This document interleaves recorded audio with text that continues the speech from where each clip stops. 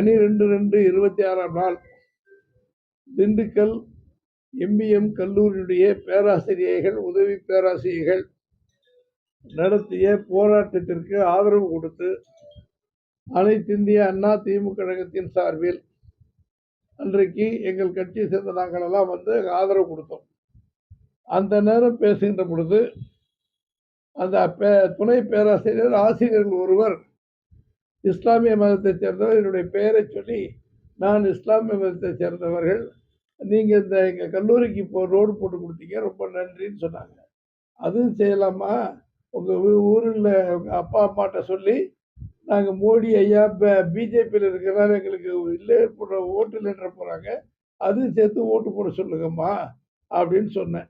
முன்னாலே பாதி வெட்டிட்டீங்க, பின்னால் வெட்டிட்டீங்க, மோடிக்காக ஓட்டு போடுங்கன்னு போடுறதுக்கு யாருக்கும் புரியலை. அதை சொல்கிறதுக்கு இந்த கூட்டம் ஒன்று.